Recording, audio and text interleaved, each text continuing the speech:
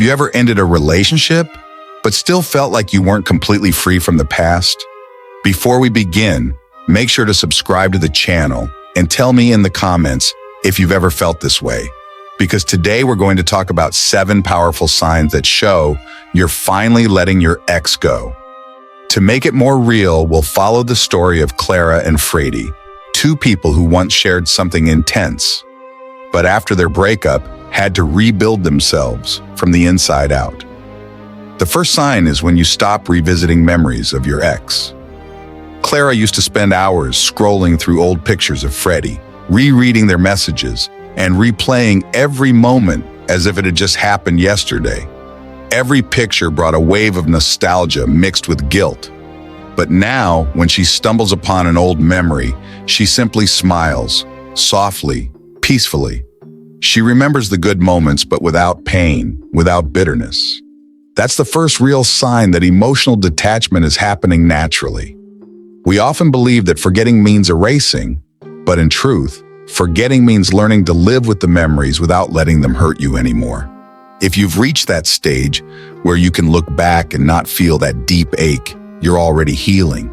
Because most people remain trapped in a cycle of emotional replay, stuck between love and pain, unable to move forward. The second sign is when you stop obsessing over your ex's life. Freddy, right after the breakup, used to check Clara's social media every single day. He wanted to know what she was doing, where she was, who she was with. It consumed him. His mind became a prison built of constant what-ifs, and every new post felt like a knife. But with time, Freddy realized something powerful. Obsession is not love, it's fear. Fear of letting go, fear of being forgotten, fear of realizing that life goes on. Now he no longer feels the need to look back. He's focused on his own growth, his friends, his passions. And when you reach that point, when your thoughts stop orbiting around someone who's no longer in your life, that's emotional freedom. Freedom that allows you to breathe, to feel alive again, to rediscover who you are beyond what you lost. Another important sign is starting to value your own life again. After the breakup, Clara began to invest in herself. She went back to the hobbies she had abandoned, focused on her work, and started reconnecting with people who made her laugh again. She realized that happiness doesn't depend on who stays or leaves. It depends on how much love you give yourself. Her life started to make sense on its own, not through Freddy's presence or approval. And that's a crucial step in any healing process. Understanding that self-love is the foundation of emotional freedom. Many people never reach this stage because they keep waiting for closure from the person who left, instead of finding it within themselves. But Clara didn't wait. She built it, brick by brick. The fourth sign is stopping the comparisons.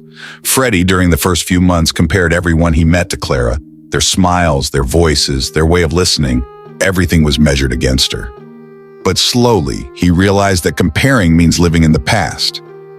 He began to see people for who they truly are, not as replacements, not as substitutes, but as individuals with their own beauty.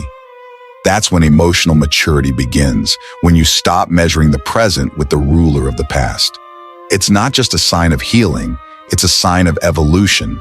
Because once you stop comparing, you stop carrying ghosts into new beginnings. The fifth sign is subtle but powerful.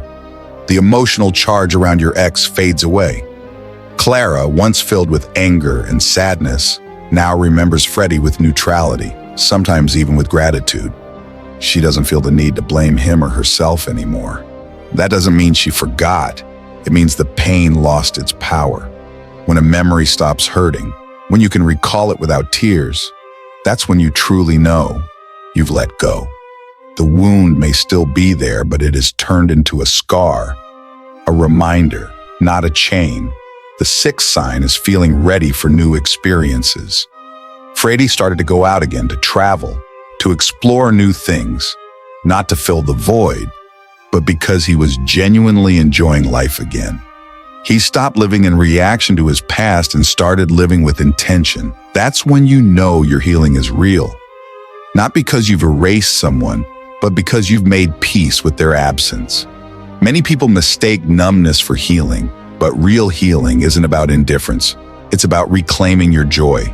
It's about feeling alive again, without fear of being hurt, and without needing to prove anything to anyone. The seventh sign is learning from your past without suffering over it. Clara looked back on her relationship and realized how much she had grown. She stopped asking, "Why did this happen?" and started asking, "What did I learn?" She took those lessons, the pain, the arguments, the tenderness, and turned them into wisdom. That's emotional power.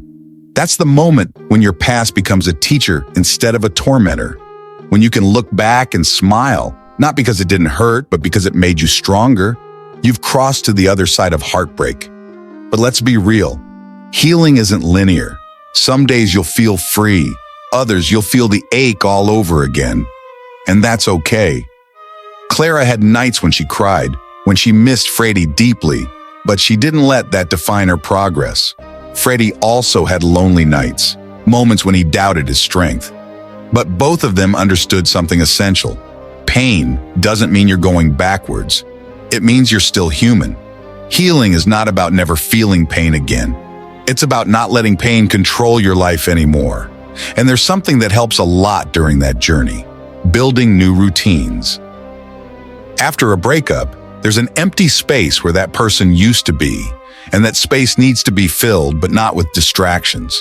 Clara started meditating, working out, spending time in nature. Freddie began cooking, reading more, and reconnecting with people who made him feel alive. They both started creating a life that had meaning on its own. Because when your days are filled with purpose, your heart starts to rebuild itself. Another essential step is self-reflection. Ask yourself, what did I really learn from this relationship? What part of me needs healing? Clara realized she had been too harsh on herself, always feeling not good enough. Freddie discovered that he had trouble opening up emotionally, that his silence had built walls instead of bridges. That's the kind of awareness that transforms heartbreak into growth. It's not about blaming, it's about understanding. And if you haven't yet, take a moment to subscribe to the channel, because here we talk about real healing, real emotions, and how to build self-worth that doesn't depend on anyone else. Also, tell me in the comments, which of these signs have you noticed in your life? Your story might help someone else who's still struggling to let go. One of the biggest traps in emotional recovery is trying to rush the process. Clara, at first, tried to convince herself that she was fine. She wore strength like armor, but deep down she was exhausted. Freddie, on the other hand, accepted his emotions. He cried when he needed to, stayed quiet when he had to, and slowly, he healed. Time doesn't heal everything, but honesty with yourself does. There's no calendar for emotional recovery. Every heart has its own pace. Another underrated sign of healing is being able to talk about your ex without pain. After a while, Clara and Freddie could actually talk about their past, calmly, respectfully, without sadness or anger. That's when you know the chapter is closed. The story is still there, but it no longer defines you. And here's something powerful. Letting go doesn't mean closing your heart. It means opening it differently, from a place of peace, not fear. Clara started feeling attracted to new people again, and she allowed herself to enjoy it. Freddie also met someone new, but this time, he didn't compare or carry guilt. That's the beauty of real healing. You love again, but wiser. Letting go isn't about erasing someone. It's about learning to live fully despite what happened. Every step you take, every time you choose yourself, every time you choose peace, that's you reclaiming your life. And if you've made it this far, I want you to know, you're stronger than you think. Your story doesn't end with a breakup. It begins with self-discovery, because one day you'll look back, and the memories that once made you cry will make you smile. You'll see that every tear, every lonely night, every moment of pain was building the version of you that's standing tall now. Clara and Freddie both realized that letting go isn't a destination. It's a journey of self-awareness, strength, and rebirth, and you're on that same path. When you stop chasing love that hurt you and start nurturing love within you, the past loses its grip, and the moment that happens, freedom begins. So if this message spoke to you, don't forget to subscribe, like, and share this video, because maybe someone you care about needs to hear this today. And tell me in the comments, which of these signs do you relate to most? Your words might be the light someone else needs to heal.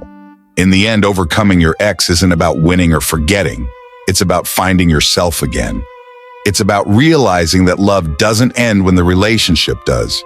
It simply transforms into strength, into wisdom, into peace. And that is what true healing looks like.